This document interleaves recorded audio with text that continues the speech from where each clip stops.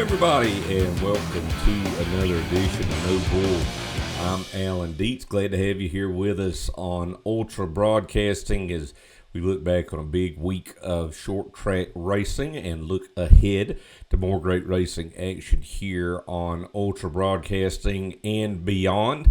As we do look back on this past week here on Ultra Broadcasting, it all started out on last Wednesday, at Berlin Raceway up in Michigan.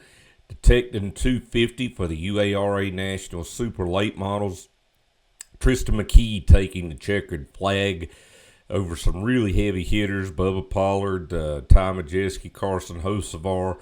Evan Shotko led much of that race but had a tire problem late that took him out. And that was not the only big thing for Tristan McKee last weekend. He made his debut with Spire Motorsports in the NASCAR Craftsman Truck Series race at Richmond. And Michael McDowell last week more or less said that he's going to hold that seat in that 71 in the NASCAR Cup Series until Tristan McKee gets there. So a lot to look forward to there. And Tristan McKee, a name I think you're going to hear quite a bit of here over the next few years. But that was not all that happened at Berlin. As the weekend continued, that was Wednesday on Ultra. On Friday and Saturday, the track was taken over by Cletus McFarland. He had his big thrill show and Crown Vic races. And then the debut of his Pro Late Model division. Dylan Stovall took the win in the Pro Late Model division. Blue collar racer in a new series, and Cletus McFarland's really endeared himself to the blue collar fans. Looks like he may do this a few times, 4 or 5 times a year at the most, I think. I wouldn't be surprised if when he does a show at Freedom Factory, he has one of his Pro Late Model races, maybe at Stafford. I mean, that's all speculation. But the big thing is that Cletus made his late model debut. He ran in the UARA national race on Wednesday and then came back and ran in his own Pro Late Model race on Saturday. So exciting to see, and I'm sure that we'll see more out of that. Also here on Ultra Broadcasting on Saturday, racer returned to Florence Motor Speedway in South Carolina. The I-95 Showdown late model stocks were in action. Casey Kelly taking the win over his twin brother Cody Kelly. That's the last chance that, at least in race conditions, that late model stocks get to hit the track at Florence prior to the big Z-Max Cars Tour race coming up Labor Day weekend at Florence. And also here on Ultra, we were at Mission Valley Super Oval. Their Big 5 Super Late Model Series resumed, and Dave Garber made the trip down from Washington to take the win there. Of course, we got lots of big stuff coming up this weekend on Ultra Broadcasting. Mobile, Lakeview, if the weather will cooperate, especially with Lakeview. They haven't ran since June and just had a terrible time getting races in, but who knows, maybe we can do it this weekend. Although not going to be here on Ultra Broadcasting. Of course, the big Cars Tour race at Anderson Motor Speedway coming up this weekend. You'll be able to catch that on Flow, and I think Dale Earnhardt Jr. will be back there in his late model stock car with the Z-Max Cars Tour. So lots of stuff going on, including something that a couple of stories that broke here in the last few days, actually, and kind of changed our plan for what we were going to do here on No Bull this week. It was announced earlier this week that Mike Diaz has purchased interest in the North-South Shootout, of course, the big tour-type modified season-ending showdown that started out at Concord and found a new home at Caraway. With the new ownership there, that created some opportunities. So the North-South Shootout going to move to to Southern National coming up the same weekend in November, and we'll find out more about that. And then we also found out that Tasha Porter Coomer, if I'm mispronouncing that, I apologize, spelled Kummer, has got an agreement to purchase Greenville Pickens Speedway. Now she needs help with investors to step up and make this happen, and not a whole lot of time to get that done. So a lot of big stuff that we'll talk about here this week on No Bull. Well, we talked about some of that news that came out this week, namely the North-South Shootout moving over to Southern National Motorsports Park. Joining us now is Mike Diaz from Southern National. Mike, first off, thanks for joining us today. Man, I appreciate it, man. Sorry it was a little bit hectic and late in the afternoon. You know, we've had night work up at Dulles Airport for the last about 3 or 4 weeks. They're open. United's opening up a new concourse, but last night we were doing some overhead sign work, so I apologize. Got in, slept in just a little bit this morning. So, Oh, no problem. That's the thing about this business is none of us are doing it to make a living. We got to do other stuff. So, um, where did this come from on the North South? I know years ago there was a rumor that it might be going to Southern National, but now with this ownership change at Caraway, how did this all come about? so well, honestly, you know, Jeff Friedman from Hoosier called me and asked me, you know, if I would take it. Um, and I said, sure, absolutely. I've wanted to have that race for a minute, but I knew the relationship between Chad Kepley and Darren and the Hacketts and all that. So I kind of knew that relationship. So I kind of just let it go, right? Let it be. I've actually been trying to to get a modified race out at Southern for the last several years. And it just hasn't worked out, you know, to get the Smart Tour out there. So this is good because it opens up, you know, a relationship that I can build with these drivers and these teams to let them know that, you know, that we can put on a quality modified race. Because I'd really love to, you know, after this North-South Shootout, hopefully it's a huge success. I've got several people reaching out to help me with it. Dale Woolbrake's helping me with it. You know, Bob Dillner's kind of hit me up to help me with it, and so many other people have kind of helped me. You've contacted me to get the news out, and so I think it's kind of neat. Everybody kind of wants it to come to Southern National, so that's a good thing. Chad and I have talked about future years coming up too. So there's a lot of talk about where it's going to go in the future too. I feel that the race just needs to hang out at a racetrack for a couple of years, build it up, this, that, and the other. If it's a huge success and it needs to stay there for a little bit longer, that's fine if everybody enjoys it. But something like this, I do feel needs to jump around.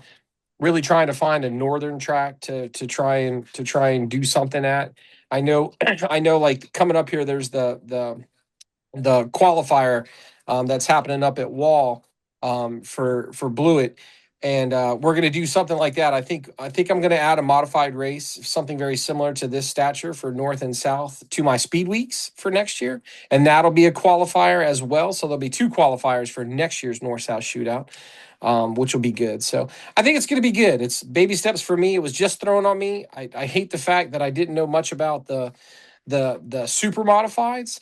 I need to really kind of grasp what I'm doing with the regular modifieds before I can have before I can invite them down. I don't know anything about their purse, their entitlement, their sanctioning. I don't know much about the super modified. So I know a lot of people are kind of disappointed in that, but that doesn't mean that I can't arrange a show for them next year or bring them, you know what I mean? So again, everybody knows how I do things, and this is one of those things that when Jeff called me, I said absolutely, love to have it, love to get the guys. I contacted all my modified friends, and they're all for it. You know, Andy Suss, Jimmy Blewett, Matt Hirschman, Tommy Baldwin, Randy Renfro. You know, Kevin Hughes. A lot of guys have hit me up and said, "Hey, I'll be there." You know, so I know that Dale's friends with the Catalanos, they're going on vacation, but they said 100% they'll be in, you know, for next year.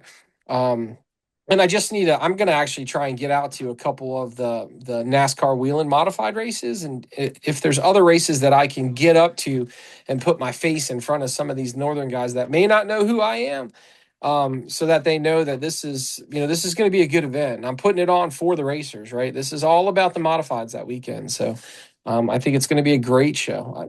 Our website will be updated soon. I've already had people contact me about the suites. I've already had people contacting me about host hotels, trackside spots, camping spots. Gentleman coming down from New England, he hit me up and he wants a camping spot and a trackside spot and asking me if he could bring his golf cart. And I said, absolutely. This is going to be kind of like the start of a second classic, right? So this is going to be the shootout, which is the beginning of November with a big race, the end of November with a big race. And that's kind of like Langley Austin put it on Facebook yesterday. It's another big event coming to Southern National. And that's kind of like where I'm trying to move everything. I love my spring season that I do for my locals. We've added the Charger division to this race. So they'll go back to back October 31st with the I-95 Showdown late model stock race that moves right into the following weekend for the North-South Shootout, which then a couple of weeks off for us to get the track ready for the Thanksgiving Classic. So a lot of stuff going on. I'm asking a lot of my family to give up another weekend, which I was trying not to do, but you know what it takes. It takes a lot, man. It definitely takes a village to put on a show. All my employees hit me up. They didn't know anything about it. They all hit me up and they're looking forward to it. And I guess I should have asked them first if they could work an additional weekend, but they really support anything that I do down there. So I'm very blessed when it comes to that. Did do you have ownership in the event now? So Chad Kepley has always owned the rights to this. So I'm learning, I'm digging into this, right? I don't know all of the history to it, but it was Kepley's dad that started it. And I know that, Hoosier and some other people kind of helped him along. And there was another gentleman in the very beginning, which I just found out about, that helped Kepley. But Chad Kepley has 100% the rights to the race and always had the rights to the race. Darren made an agreement with him for X amount of years. I don't know how it went down. I think Darren paved his driveway or something like that and put I don't know how it went down, but and I believe he had one or maybe two more years to host it at Caraway. And then I guess, with the sale of Caraway, it's kind of when it all kind of went away. I believe Jeff asked Darren if he was going to continue it. He said he was going to ask Robert Tyler. And I don't know what transpired there. And of course, the rumor mills, I did not buy the rights to this. I didn't call and buy anything. It was called and presented to me. And I took it, of course, just because I want to try and get my modified. I want one or two modified races a year. I want Southern National to be a place for big events. So um, the ownership that I have in it is the fact that Chad and I are going to work together, not just for next year, but for several years coming up to place the event. And as long as he'll have me, I'll help him with it. Right. So, Yeah. to place the event at the right racetracks. Again, I truly believe that it does need to move around. I mean, an event like this, if the facility can handle it and put on a good show and the racers, I think moving it to me makes it a little bit easier for the northern guys because I'm right off of 95. Dominion's another location that I actually contacted the Brits to see if I could bring it there this year instead of me adding an event at Southern. And it just wasn't something they could put on their plate. So conversations are, for future years to maybe get it up here to Dominion. I've talked to Will and Steve about that. But again, Chad likes the direction. He likes my ideas. And, Chad has all the rights to it. So he has all the rights to all the merchandise and the sales the trailer and the t-shirts and all of that. He owns the Facebook page and the website and everything else. It's all him. For me, I'm just the guy that said yes. Right. And that I would take it. I don't know if it was, I don't know the full story about whether or not is how it went down with Robert Tyler over at Caraway. But I did call him to explain to him, I didn't take anything out from underneath anybody or anything else like that. And I called him and I said, hey man, be glad to bring it back to you. I don't know if really that first event you want to put underneath your belt is the North-South Shootout, but we'll figure it out. So, um, excited for what he's plans on doing over there at Caraway as well. I think it'll be good. So I saw he just put a race on November 7th. He put a Crown Vic race and something else on November 7th. So, we'll figure that out as we go. Yeah. But super excited about the North-South Shootout. Mason and Trinity and Janet, we've all been kind of putting our heads together to try and figure out. We're going to get the website up and going. There'll be a page just like we do for the Classic that has all that information. Everybody can go to the North-South Shootout website, which will then bring you to the links for registration for all of your camping and all your trackside and your suites. And any type of sponsorship is always more than welcome. This is an event that I'm just kind of taking on underneath the skin of my pants, right? It's a good thing I got all this Right. night work with Dulles, right? So No kidding. Well, for whatever reason, the Southern teams had not really supported this race. And when you mention Randy Renfro and Bobby Meismer and guys like that, that's good to hear because I know that they had not gone to some of the ones at Caraway. Um, Also, I will just plant a seed, and I got one more question. sure. But the seed would be, do you ever think about starting the season with the North-South Shootout? And then that way you don't have two big races in November. Because you got to remember those guys up in New England and in the Northeast, other than speed weeks in Florida, they don't do anything until April. So that may be an opportunity too. Honestly, so my conversations with Matt Hirschman, and Blewett and all that, racing has been one of those things that, man, it's year round now, right? Wow. Yeah. There used to be a true season, right? I mean, it used to be March to September. And, back in the day, and it can't even say back in the day, because let's just be realistic. My back in the day starts in 2011 when I purchased Southern National, right? With my guys. And I did road course racing with legend cars way prior to that, but I didn't really know much about oval track racing. And I'll be 1,000% honest. I didn't see it modified until I bought Southern National, and then I fell in love with it. I actually bought one. I bought one from Randy Renfro, the LFR car, and then I sold it back to him because I just didn't have enough time. I was going to put Mason in it to go run the stadium. And that's one of the cars that Coulter actually won his first time back out in one. So I mean, I actually bought one. I think they're badass. I mean, they're cool, and I love them at Southern National. You know what I mean? Especially if the number of laps matches, the tires matches, so that I don't want any riding, right? I want them to go out there and I want them to hit that right pedal, and I want the gas, and I want some passing, and I want them to lay it out, right? So. I'm really, really looking forward to it. They're going to run the Hoosier tire. You know what I mean? So, and then everything, a lot of the format and everything's going to be close to the same. I'm still debating on the lap count, 100 laps or 125. That's pretty much the only thing that I'm really going to change on. Hot laps versus controlled cautions versus that, or some other stuff that we're having in conversations.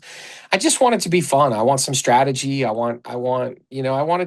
I just want to do some small, little, minute changes, right? Nothing major because the venue's changing, so that's a big change. But and Mhm. and I just want to make the northern guys and the southern guys feel comfortable to come. I want the Tim Browns. I want everybody to show up. The Myers, I want everybody. Holloman. I want them all to show up. You know what I mean? Chris Fleming. I want all of the guys to show up to the race, to come back if they've been, like you said, Kevin and the guys have been taking it off for whatever reason, right? I just want to get it back to racing, right? And just what it's all about, really. But that's a great idea. I'm not gonna lie to you, dude. Moving it to That's a great idea. Like I said, It so could I want to work. do my spring race for the modifieds. I want to do March 7th of next year. Yeah. I did contact, prior to this, I did make contact to Chris Williams with the Smart Tour to say, hey man, I heard you wanted to kind of do some things different, so I'd love to have you. And I just never really heard back from him. So I'm trying to get my speed weeks to be that pivotal event at the beginning of the year to kind of open up short track racing in North Carolina. I've already got some other guys already scheduled, already dates locked in. So And I think I might add. I think my pro lates I might add to Friday and Saturday at the end of the week. If I could get a modified race, that'd be great. I reached out to Marty Mello with the ASA Supers to see if he wanted to run on that Sunday.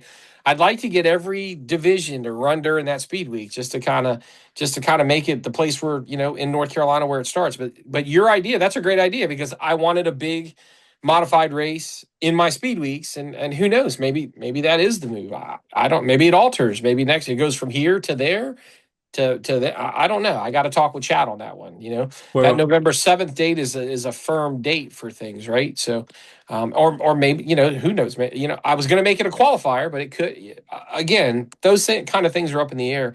It's definitely a conversation to have with Chad, right? We've been in conversation. He wanted to get it out soon. Dale, she's been great helping me out with this. I've already met new people that I think are going to have an impact on how I run my racetrack and the contacts that I have. I don't know. Do you know Dale Warbrink? I know the Warbrink? name. I know she Yeah, had been involved with it. huge help. She's been involved with it since I think inception. Dillner with the repave wants to do some stuff, and just a lot of people. I'm sure you'll be advocate. I'm trying to just get as much as I can.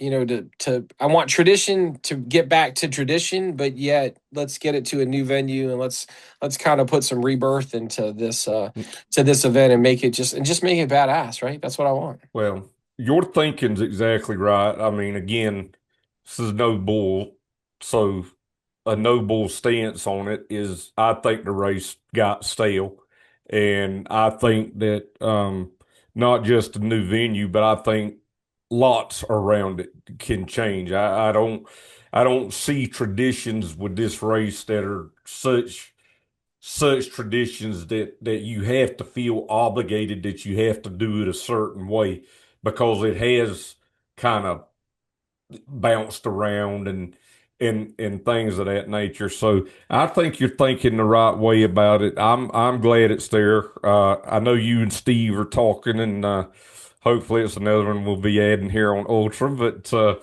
no nonetheless, matter what, it'll be a pay per view. So yeah, it's yeah. got to be a pay per view, just because of it's got to be a pay per view, and it just has to be that way, because I got to be able to get a little bit. And I don't lie to anybody. It's no bull, right? That streaming generates revenue to help me pay this pretty heavy purse, right? Which I'm going into 2 months not even knowing I was doing this race. I'm just adding it, right? But I think the key thing to get back to with this race is what it's about, who it's about, and get the families back involved in this, right? Get the northern guys to have some say, get the southern guys to have some say, and kind of bring the modified community together for one badass race, right? And I'm neutral.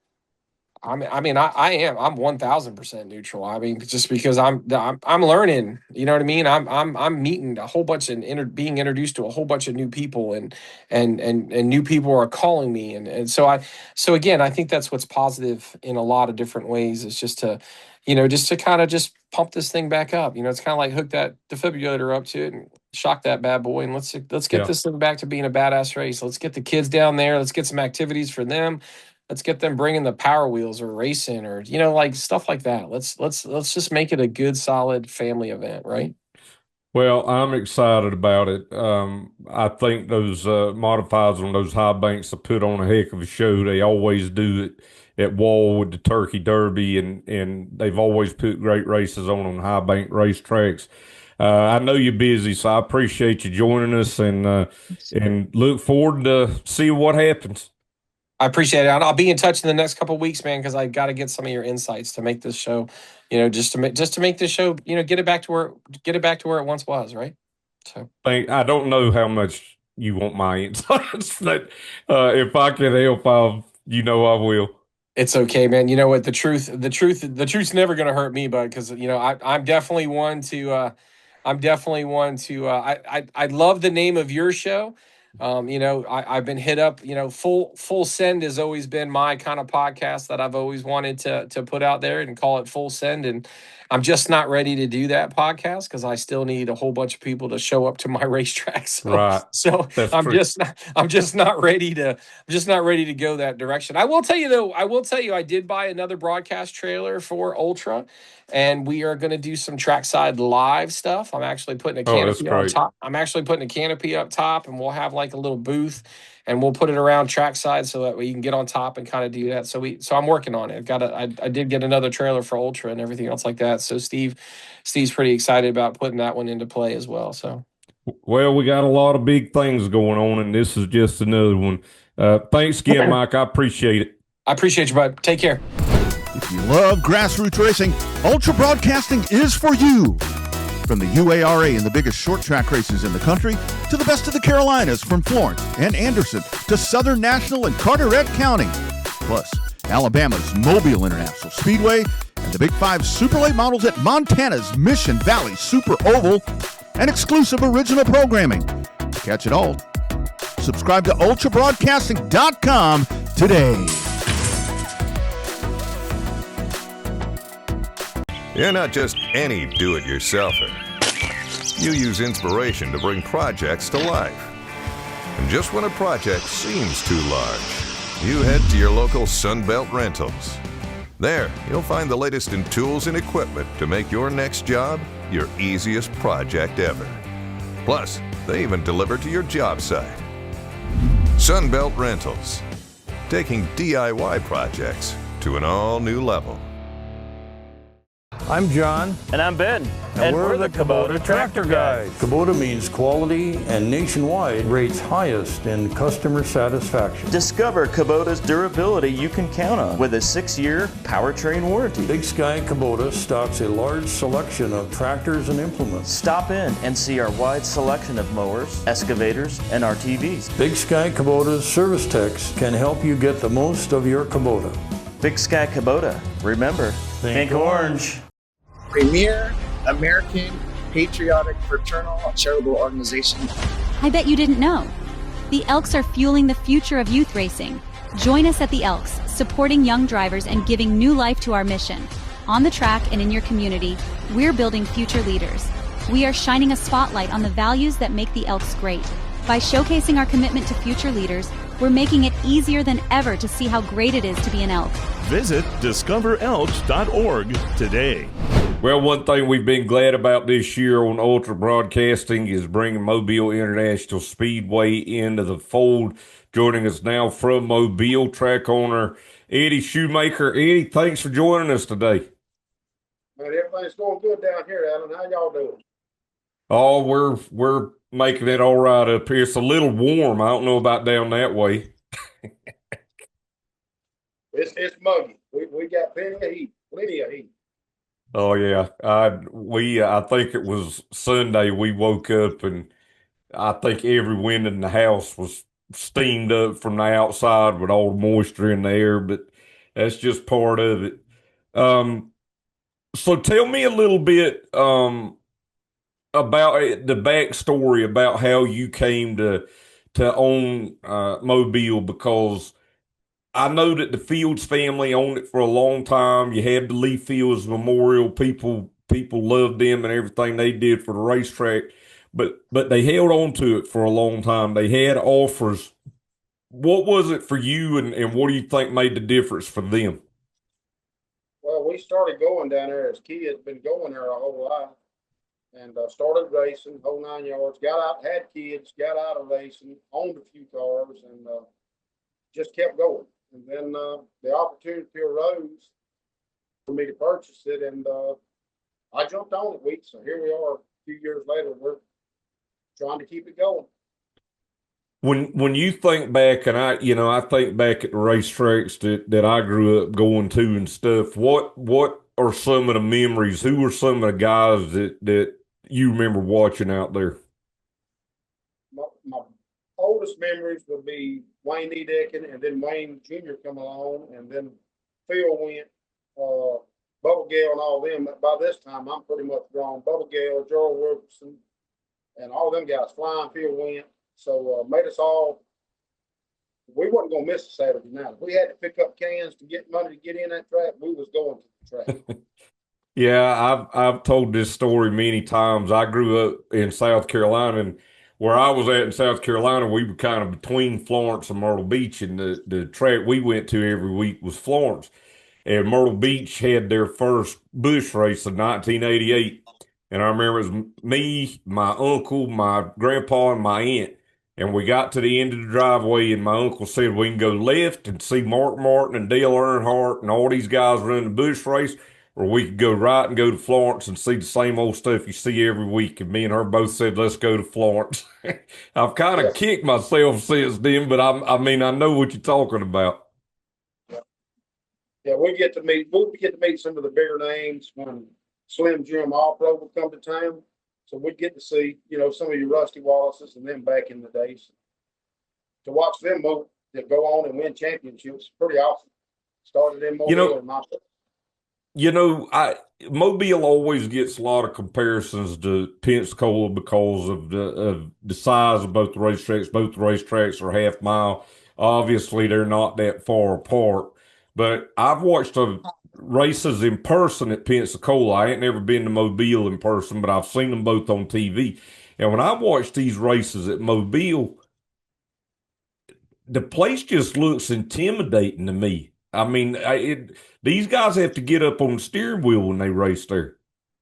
Mobile's got a lot of banking, one of the highest banks, and you're toting some speed at Mobile, so it's fast. Fastest fun around. They call it that for a reason. Mobile's fast. Would you ever think about putting walls on it? We've thought about it. We've talked about it.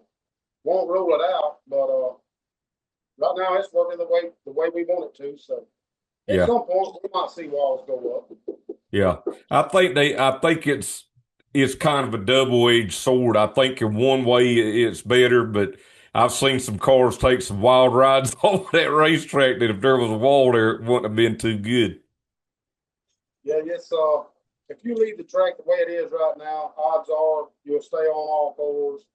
Very little damage. And when that wall goes up, you're gonna hit it. You're gonna have major damage. So there's pros and cons to everything.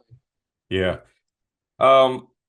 So this weekend, the pro late models are going to be back. I think there's 3 more pro late model races this year, and we're going to talk about the big one at the end of the year. You got the Supers and the Southern Super Series coming in on Labor Day weekend. Whether it's a pro or whether it's a super, man, people that part of the country, you got to have one of those racing. Yeah, this weekend we got the Rogers Dobbs. It's a challenge between 3 or 4 world tracks, Pensacola, Nashville. Anyway, it's Mobile's turn. It's 100 laps. So we expect a good car count, and then we come out of that one, and the next race up is Southern Super Series. That's always a good one here in Mobile because that's the fastest cars we got, and this is the fastest track. So it's put up or shut up when that one comes to town. Yeah, no doubt. What do you feel like, to me, support divisions make a racetrack? I mean, they're just as important to me as the late models because you got to have something to make money at that back gate, but you got to have something else that brings the fans in. And I look at your Crown stocks and the Sportsman and the Pure stocks and those divisions like that, and it really looks like you got a good bunch of guys that are pretty dedicated to Mobile. Yeah, we've got these guys, I've raced with them before I quit or retired, and now their kids are racing. So they've always supported Mobile, and if we can get more cars being built, which are being built now, so hopefully we can continue our locals. That's the backbone of any racetrack, the local divisions. We try to treat ours good, and they treat us good back. So that's what we build on. We build on the locals. Late model wise, normally we run a 40, 50 lap late model race, a local show, and to try to stay away from the bigger races to give all the guys around here a chance to where you don't have to race Bubble Pilot every Saturday night. So, and it's worked out pretty good for me so far. Well, one of the things I like that you're doing is you got this humongous race coming up October 29th, 30th, and 31st. The Heart O Dixie 200, 50,000 to win for the Pro Late Models. You guys are going to be racing all 3 days. The thing I like about it is at least making it a Pro Late Model race. It seems like that takes some of the advantages that the bigger teams have motor-wise away. It really does, and it gives us a chance to showcase your Thursday night, Friday night show. It gives us a chance to showcase our local talent in the support divisions, and then the Pro Late Model. Everybody's on the brake motor, so it's pretty much going to come down to tire management and who's the best driver, to get through that 200 laps. So we're looking for it should be a good race. What do you feel like will make for success and possibly make this race come back in 27? Sponsorship's a big part of it, and we've got that right now. And we're just hoping to have a good turnout. If we have the turnout we anticipate, we're going to try to make it just an annual event. So we'll see how this first one goes. We're going to get our feet wet, and we'll go from there. And you've got a lot of cars entered right now in August. Yes, we've got enough cars entered already for a second chance or last chance race. So we feel good about it. We're hoping to, get 55, 60 cars. We'll see what we get. When you look ahead to 27, this is what is this? Is this year 3 for you at Mobile? This will be my 3rd complete year. Yes, sir. So when you go into 27, what do you want? What do you want out of your classes? We want to try to run the same thing, sprint cars. We're going to try to get them back next year.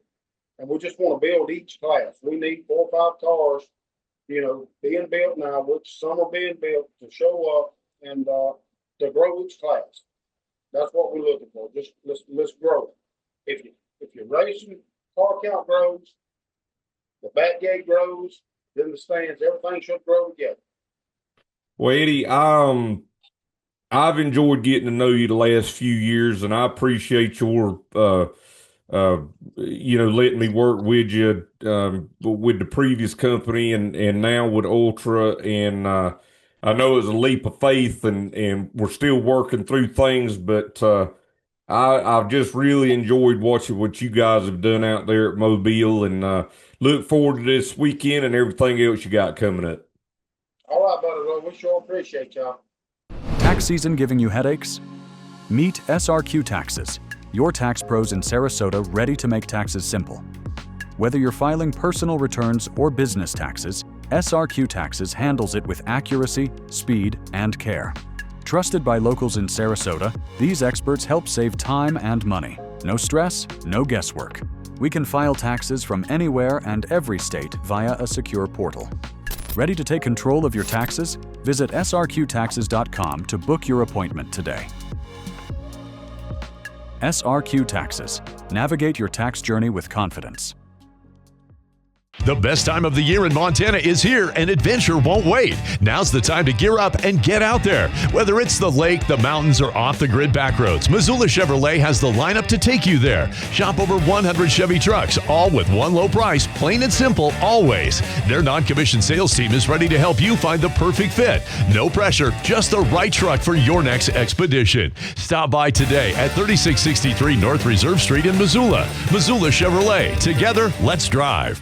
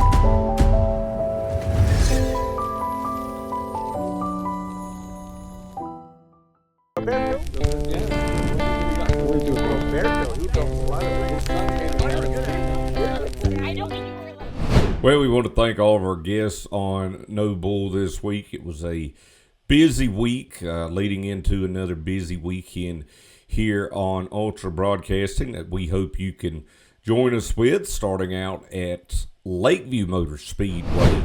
Be the Larry Long Memorial for the late models, big purse for the late models. Of course, Larry, for probably the last 50 years or so, major announcer in the Carolinas, the original announcer for the Carolina Clash Super Late Models, and former announcer at Lakeview, passed away a few years ago, so they've had that memorial race. That'll be this weekend, along with a full slate of racing action there.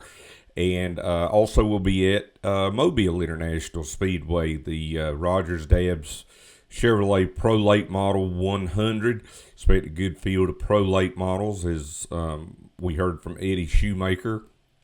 And again, apologize. The last race we were supposed to broadcast at Mobile, we had some issues come up that were out of our control, but we'll be back there this weekend and look forward to it. Lots of big races. We're at that point of the season. They've already started, but we'll look ahead to the Oxford 250 next week here on No Bull, although it's not here on Ultra Broadcasting. Big proponent of Pass and Oxford, as some of you may know from my time working with those folks, and we'll look forward to the Oxford 250. As far as here on Ultra Broadcasting, Labor Day weekend, we'll be at Lakeview Motor Speedway, Carolina Clash Super Late Models, going for $12,000 to win in the Edwards Family Memorial. I think you're going to see some surprises confirmed here in the next few weeks for that race. It's going to be the biggest race that Lakeview's ever had, and we can't wait to see that. As always, if you've got any questions or comments about the show, you can find me on Facebook or at Real Alan Dietz on X. Let us know if there's any guests you'd like to see on the show. Remember, you can watch on ultrabroadcasting.com for free. Also on the Alan Dietz YouTube channel, or if you're going to Lakeview or Mobile or any other races this weekend, you can listen where podcasts are available. So for all of us here at Ultra Broadcasting, again, I'm Alan Dietz saying so long, and we'll see you next time here on No Bull.